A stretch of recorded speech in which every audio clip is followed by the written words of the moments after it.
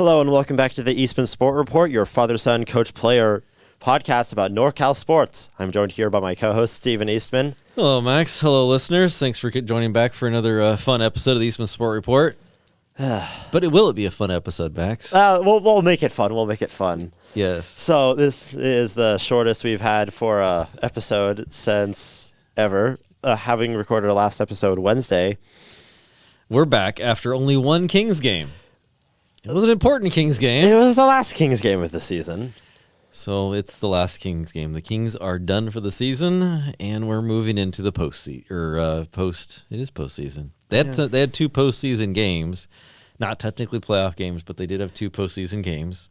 Which is good experience from the overall aspect. They had good experience of getting, like, Keon Ellis was good. Good to have Keegan Murray come into his best. You know, he had a really good game on Tuesday night.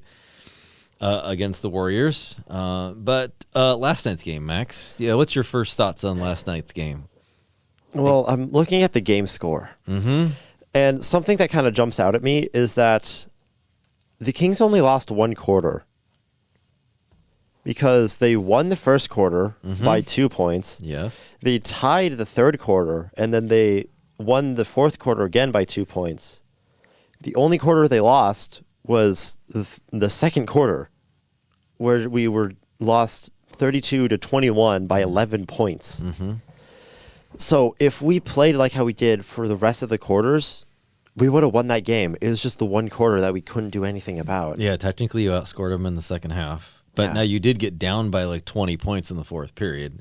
But we came back and made it close at the end. But that was, if you could say a high for the game, that was my high for the game. Just the Fox and Sabonis going, we're not dead yet. Yeah, and trying to claw back. They were not giving up. I mean, if you think about it, they've done that before, where it's like they played against the Celtics and they came back and actually took the lead a couple weeks ago. So like they've done this before, where it's like we don't care, we're going to give back and do all we can to come back and get a win. We're not giving up, which is great. Love that from your top two players. But it really was a whole lot of Fox and Sabonis were the only two players that were aggressive last night. I think Harrison Barnes, he had 17, but it kind of seemed like a quiet 17. One thing that Harrison Barnes was kind of the starter for us because no one else was scoring until he started scoring for us. So I'll give him credit for starting the offense. Yeah. I mean, the Kings Fox had they were up 24-17 in the first quarter. Mm-hmm. At one point. Yeah. Two things that stick out to me. Fox had 35 points. Great effort out of him. Love seeing it. I kind of expect seeing it. But how the national and how everyone was talking is that that Fox is going to do his thing. Sabonis is going to do his thing. So who is going to come out and make a real difference? And everyone said it's either going to be Keegan Murray, who had 11 points, or Keon Ellis. And Keon Ellis had 0 points. I didn't even realize he had 0. I realized throughout the game, like, he hasn't made a single shot. And I'm kind of admire that he just kept shooting. Even he went 0 for 5. And of those 5 attempts, 4 of them were three-pointers. I kind of admire his willingness to keep shooting it, especially at the end of the game. He had a wide open three that he bricked off the front of the rim, but I'm still glad that he has the confidence to go down and do that, even in a game like this. Well, and the other one was, this gets to my major point. It's like, where'd we lose the game? I mean, there's a couple things we could point out to. Is the biggest one is their 3-point shooting. Overall, the Kings shot about, if you round up, 41% from the field total. Only roughly 26.8%, so almost 27% from three. And the Pelicans shot 52% from the field. You're like, that's a big part of the game right there. They don't shoot as many threes. The Pelicans didn't shoot as many threes as the Kings. But the Kings shot 41 threes, and you only make 11 of them. I mean, that's, they've done a couple of other games this year where the Kings just didn't shoot their threes. Another team stat I thought was interesting was assists. The Pelicans had 29 assists, and the Kings had 21. Normally the Kings get like 25 to 30 assists in a game. Now, I don't know if that's a combination of they did the assists and the guys weren't making their buckets, or they just weren't passing the ball as much. I think it's a combination of both there. And then total turnovers. The turnovers ended up even, but I feel like the Kings I think at the end of the first half had 8 turnovers, and the Pelicans had 10, and the Pelicans had 6 more total turnovers, and the Kings had I'm trying to do quick math, 7 more total turnovers. So in the important time of the game, which is where you actually win the game at the end, the Kings couldn't hold on to the ball. Well, and in some of those turnovers, they started out with like getting 6 quick turnovers in the first quarter, and that's how they got their lead up to 24-17. Was they had some nice steals. They were playing aggressive defense. I mean, they were playing good defense. They were flying around playing hard. I mean, they didn't play soft. But points in the paint, one more stat here is they were 58 points in the paint for the Pelicans and only 44 to the Kings. That's something that normally the Kings do not give up, and they did not have Zion, but they still got 58 points in the paint. They were flying it around, and then in the set I put down in the third quarter, the same thing's happening in this game that's happened in all other Kings games versus the Pelicans this year. Was the Pelicans have really long athletic arms. They're getting their hands on passes. They were blocking shots, and they were making their threes. And the Kings are not. And if the Kings are to beat the Pelicans, they got to make their threes, because there was too many times that they were trying to pass, and the long arms of the Pelicans really got into them. So this is a game. How many bench points did we have? We only had we had 10 from Davion Mitchell, and then I think we had 2 of that. So we had a total of 12. That's a game that you really feel how much Monk would impact that. Huge. If Monk comes in and scores 10 points, we win the game. And he would have done probably 20. In a game like this. Yeah. Because Monk loves big moments. He totally, totally missed Monk.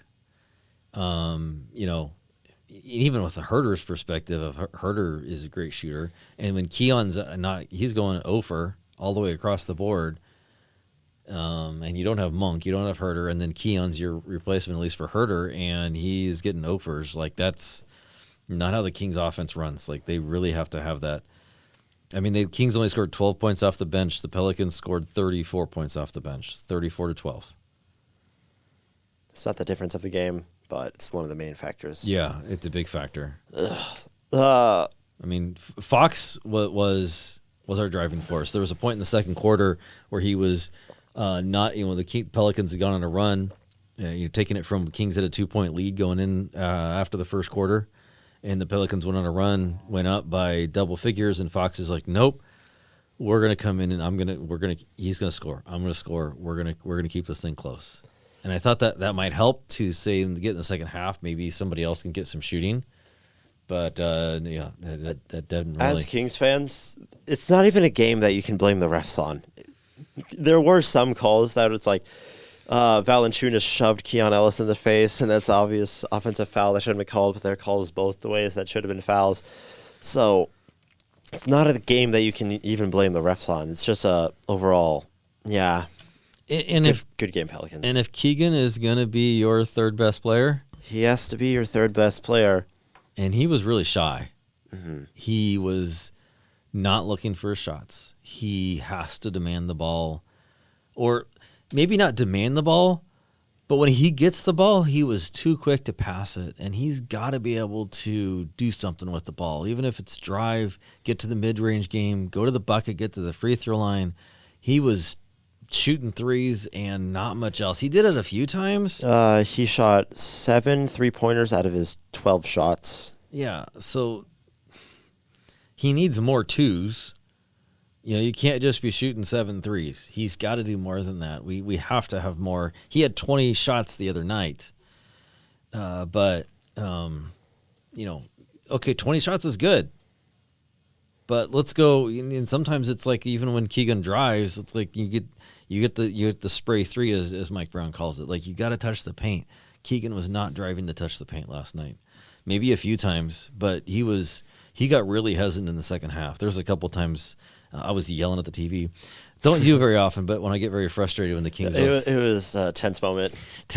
And like Keegan wasn't shoot the ball. Like they would go under the screen and he would not shoot. And even Keon Ellis did it. When they go under the screen, they're daring you to shoot, and they didn't. Keon Ellis didn't shoot. Now, he wasn't shooting great, but, like, you're a 47% three-point shooter. Like, keep shooting, dude. Shoot with confidence.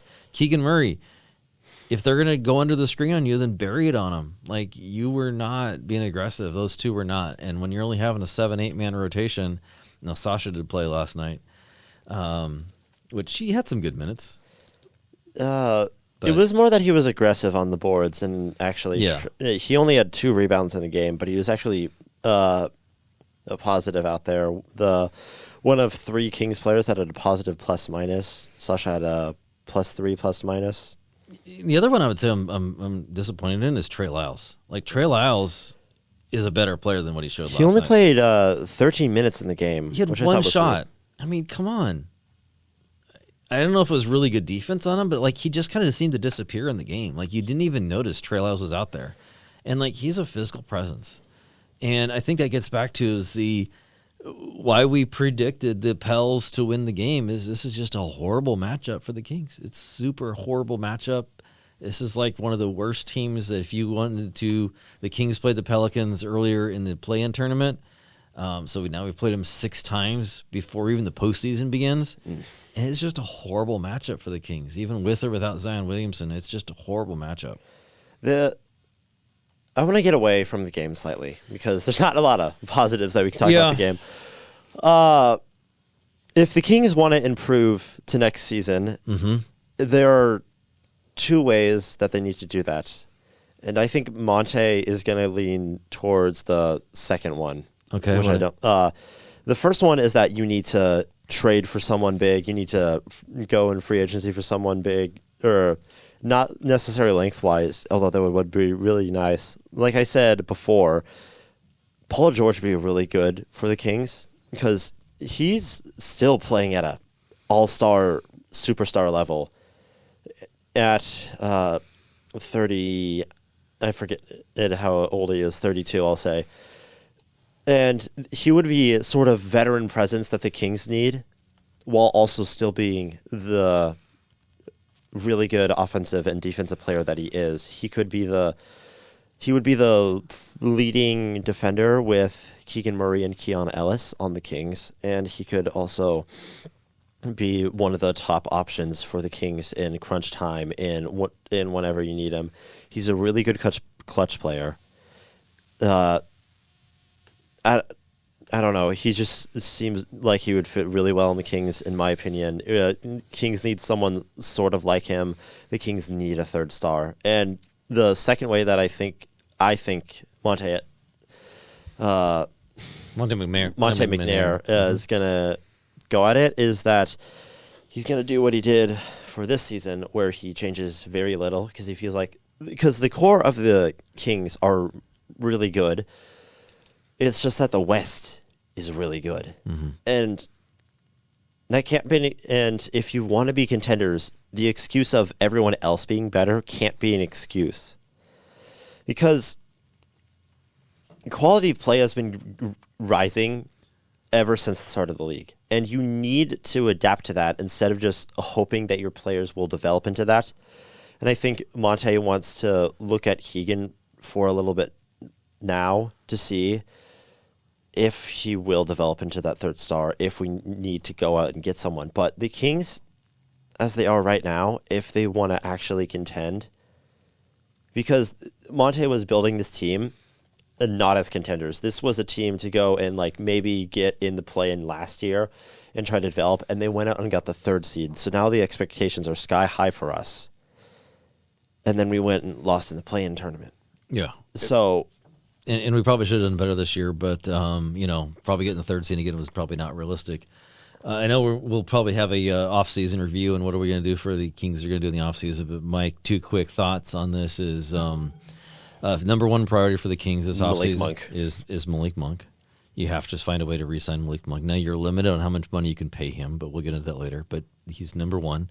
And then number 2, throw the 2 together, is you have to get better in the starting lineup with Harrison Barnes' spot. Mm-hmm. So I think it was Kevin Huerter. If you're going to go forward with Keelan Ellis, you can take Kevin Huerter and Harrison Barnes and go trade both of those players to get somebody better. Mm-hmm. We don't have money in free agency to go sign somebody, so it's going to have to be a trade. And you use Kevin Huerter and Harrison Barnes and go try to trade somebody. If I can think of another name besides Paul George that I already said, one player that I think would be really good on the Kings is the Jazz's Lauri Markkanen. I think he's a really good player, but he'd be a great supporting star on the Kings. He'd be the perfect third option for us. He would do great. I just had a brain user. Okay. I had a brain fart for a second. He'd be great with Sabonis, and then Sabonis could get a break, and then Fox and him could play together. Yeah. No, I love Lauri Markkanen. The other one, the name that I've thrown around is Jeremy Grant. Is another one that I really love. So we'll get into that later. But the Kings season is over, and there you go. We're done with the season. So we're ready to we're going to come back. We're going to take a break.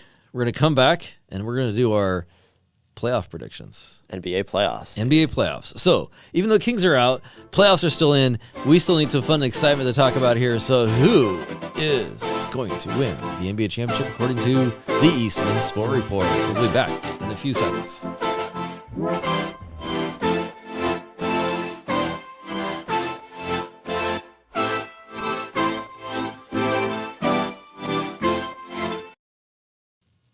Welcome back to the Eastman Sport Report. We're now going into our playoff predictions. As of recording this, currently there have been 2 games that have finished and one that is going on. Currently, the Knicks are playing the 76ers, and the Cavaliers have beat the Magic, and the Timberwolves have beat the Suns. So, Max, I think you should go first with your predictions. Do you want to go with the first round here? Let's go first round. Let's start on the East side. Okay, so I'll name them off. I'll go down my list, and we're going to write this down so that we can come back to this and review our predictions here on the Eastman Sport Report later. Okay, Celtics Heat. Celtics in 5. Gentleman sweep, in my opinion. Are we going to do numbers? We're going to do Celtics in 5. Okay. Cavaliers Magic. I think that's going to be Cavs in 6. Okay, Cavs in 6. Next, we have the Milwaukee Bucks and the Indiana Pacers. Tyrese Halliburton versus Damian Lillard. I've been going back and forth in my mind because the Pacers have played really good against the Bucks this season. But I feel like, I don't know if playoff Dame and playoff Giannis are going to show up at some point. I feel like they will. I'm going to say it's going to go down to the wire and Bucks in 7. Ooh, Bucks in 7.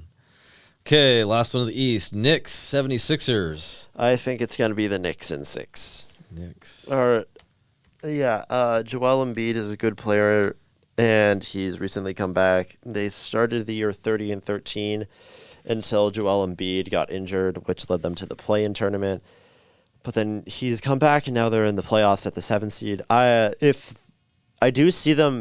If they do beat the Knicks, I do see them being able to make a run, although Joel Embiid has never been to the conference finals. So he is a bit of a playoff choker. I don't know if...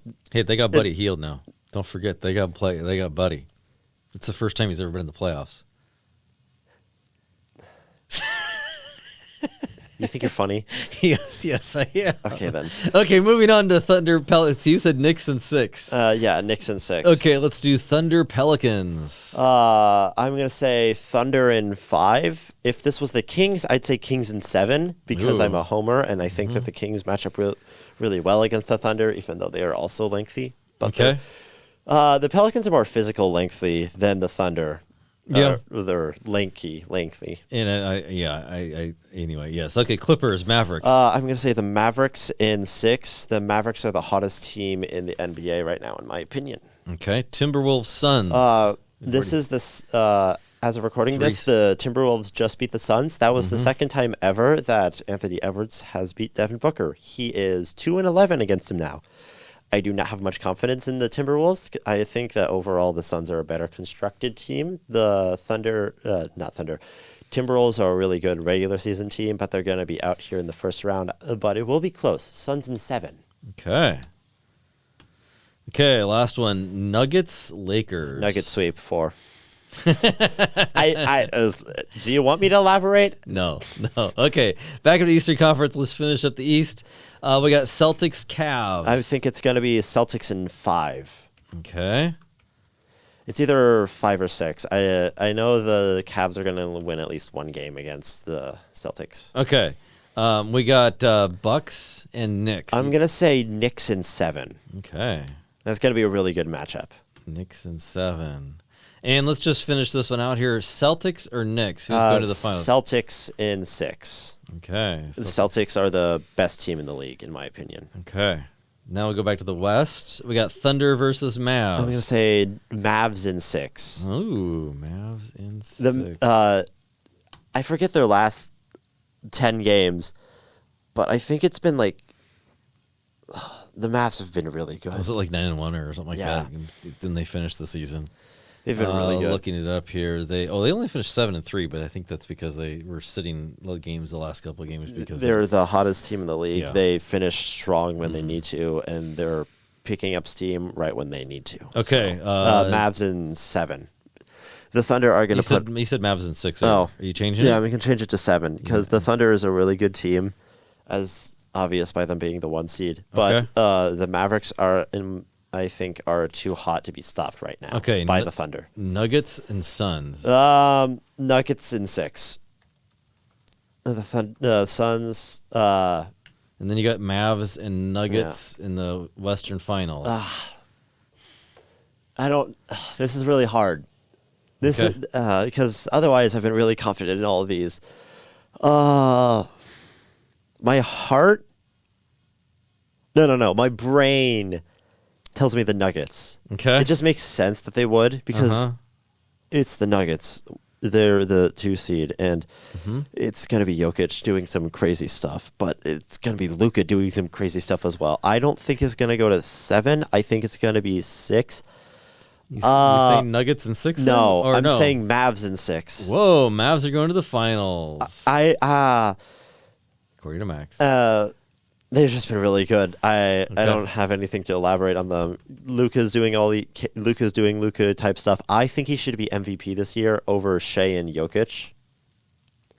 He's currently, I think, 3rd betting odds wise, even though he's having one of the best seasons ever, ever. Luka Doncic? Yes, Luka Doncic for MVP here right now. Okay, Maxwell Eastman, write it down. We'll have to come back to our postseason awards in the future episode. Predictions on that. Okay, Celtics Mavs in the finals. I think it's going to be Celtics in 5. Okay. I've been hyping up the Mavs all this time, going through all this, but the Celtics are just better. Now the Celtics are going to get creamed. The Celtics are just better. Okay. That's my opinion. It's going to be Celtics in 5 over the Mavs. Okay. Okay, so let's go to my predictions here for the playoffs. Okay, so we got first off Celtics Heat. I'm gonna pick. I'm gonna go for the upset. The Celtics in 4. Whoa. Yeah, they're gonna sweep that thing. I think it's not even gonna be close. Cavs and Magic. I really, really want to pick the Magic because it's the underdog story of this season. And the Magic are playing, I think, really good, and the Cavs have struggled recently. The Cavs did win the first game, didn't they? Yes. I'm gonna go for the fun and say Magic in 6. Ooh, they get to be swept by the Celtics. Yes, and they're going to get swept by the Celtics, but we'll come back to that. Okay, Bucks Pacers. This one's going to be tough because the Pacers are not because we love Tyrese Halliburton as Kings fans. Yes, and Milwaukee's not playing very good. I think Doc. I think Giannis is injured for the first. At least the first game. I don't know about the second game. Yeah, I know he's injured, and I don't like Doc Rivers as coach. He usually has his teams underperform. The only ring he won is when the Celtics created a super team for 1 year. Yeah, and then he got him back once back there, but they didn't win it again. So, do I want to go for the upset? Let's see. It's Buddy Hield's. Buddy Hield's in the 76ers. Man, that's a tough one. I'm gonna say Bucks in 7. Okay. Then you got 76ers, Knicks. That's going to be another tough one. Man, I could go back and forth on this one. Yeah. I'm going to go 76ers in 6. Even though I really like the Knicks and Jalen Brunson is really good, I just think the 76ers are going to find their groove here soon and dominate. Going to the Western Conference, Thunder Pelicans. Thunder Pelicans. Thunder in 5. In our hearts, I want it to be 4 because I want to see the Pelicans get swept because of what happened yesterday. But, you give them a little credit. Okay, Clippers, Mavs. Mavs. In? I'm going to say 6 just because I think the Clippers will win the game 5 at home. Okay. Okay, Timberwolves, Sun. This is another one that I've been struggling with all weekend. I want to say the Suns, but I've been picking upsets all along here.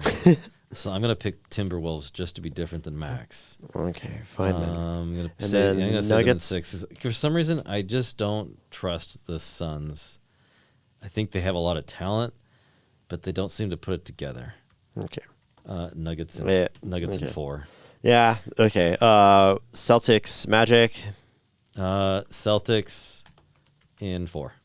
Yeah, expected. Bucks 76ers.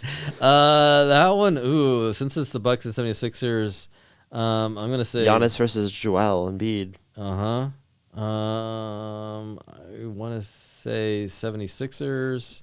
Joel Embiid has never made the conference finals. I know. I think you will. Okay, first we're going to finals say appearance for in 7. Let's say go in 7. Now the funny thing is, I think whoever wins between the 76ers and Knicks is going to beat the Bucks and the Pacers winner. Okay. It says the Knicks win, they'll beat the Bucks. If the 76ers win, they'll beat the Bucks or the Pacers. Okay, so you're saying whoever is Knicks Sixers has to beat the Celtics. Well, they're just going to beat the Bucks. They're not going to beat the Celtics if they want to make the finals. Yeah. Okay. Thunder Mavericks. Well, I'm going to finish out the East here and say I'm going to say Celtics, and that one I'll give them 5. Sorry, the Celtics are really good this year. Okay, Thunder Mavs. I'm going to go Mavs. Okay. In 6. Okay, makes sense. Timberwolves Nuggets. I'm going to go 5. Nuggets in 5. Yep. Like minds think alike. Then again, you did kind of make me. So okay. Then I'm going to say the Nuggets beat the Mavs. Okay, so Nuggets Sixers, not Sixers. Nuggets Celtics. Who's going to win? So Nuggets 1 in 6. Now the finals is going to be Celtics Nuggets, and that I think is going to be really good. I'd much rather see Celtics Nuggets than Celtics Mavs. Sorry. I think the Nuggets play slowly, and they slowly eat away at you, and you just can't stop them from scoring. And I think the Mavs are a more fun and exciting team to watch. Something that you could also say about the Timberwolves, who are a really fun team to watch, and the Magic. There are a lot of good teams that are good to watch. Now, when seeing Celtics Nuggets, I'm not a big Boston fan, and they already have 17 championships. I think they're going for 18. Mm-hmm. I don't really want them to win. I think they're going to win. I really want to say the Nuggets, but I'm going to say the Celtics in 7. Cool. So we both have the Celtics as our eventual champions. Mm-hmm. Max says in 5. I say in 7 against the Nuggets, and he says in 5 games against the Mavs. I wish there was a way for the Celtics games to be interesting, but they're not going to be.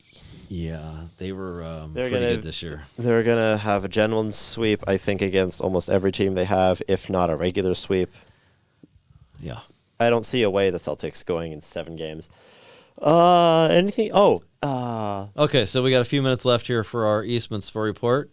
Since we do talk a lot Kings and NBA, do we want to do like a couple minutes on Niners? Niners draft is next week. So next weekend, Eastman Sport Report will be recapping the draft. Mm-hmm. And we might be doing a Kings season review. That's probably next week as well. We'll see. But do you have a few thoughts on the draft next week and Max for the Niners? What do the Niners need, Max? I was looking at PFF before the show, and I completely agree. They need to bolster their offensive line and look at cornerbacks. And maybe a safety or 2. That's kind of it. I think it's totally linemen. It's offensive linemen, defensive linemen. That's where they're supposed to be built. Their offensive line totally needs help. Now, there's all their starters are back, but technically, like Aaron Banks and Feliciano, who might be their starter, neither one of them are signed beyond next year, and so they need to build depth there. And I really think Feliciano, if he's going to be your starting guard, Burford, will he get better? Possibly, but you need to push him, and so I think they're totally going to go after that. And then Colton McKivitz, I mean, he's okay, but he's just okay. And then Trent Williams, I mean, I hope he plays another 2 to 3 years, but he's eventually going to get old. And I think they need to go after those. And Possible replacement for him. Yeah. Want to talk about the main thing that the media has been talking about for the Niners over the offseason? We kind of talked about this on the way here. Sure, go ahead. Brandon Ayuk, is he getting traded? No. I don't know. People have been saying the Steelers are really looking into it, and then his agent was like, "You guys are dumb." you need better sources, is what I think the tweet said. So I don't. If the Niners were to trade Brandon Ayuk, what do you want in return besides a first-round pick? No, not that. What do you want as compensation? Let's say if Brandon Ayuk's really mad, he wants to go and be somewhere else. Well, you have to get at least one first-round pick. Yeah. And then probably something else. I would love a first and maybe a fourth. I would trade him for 2 first-round picks, a 7th, and Michael Pittman Jr. from the Colts. Okay, that's not going to happen. I know it's not going to happen. Yeah, but you're putting it really high. Yeah. If we were to trade him, that's what I would trade him for, because that's a lot of stuff. Yeah. I don't think the Kings or Niners are going to trade him. The Niners, this is what they've done to Deebo Samuel 2 years ago. This is what they're doing Nick Bosa. They're probably not going to sign him until right around training camp starts. My one fear is when Samuel had his contract year and Bosa had his contract offseason, neither one of them came into training camp and had a good season. So my hope is that Ayuk learns from his teammates and that you're going to play this year. The Niners have you under contract. You have to go and do your off-season work. Mm-hmm. And you cannot come in and out of shape or just not ready. Like Nick Bosa even says, I was not ready.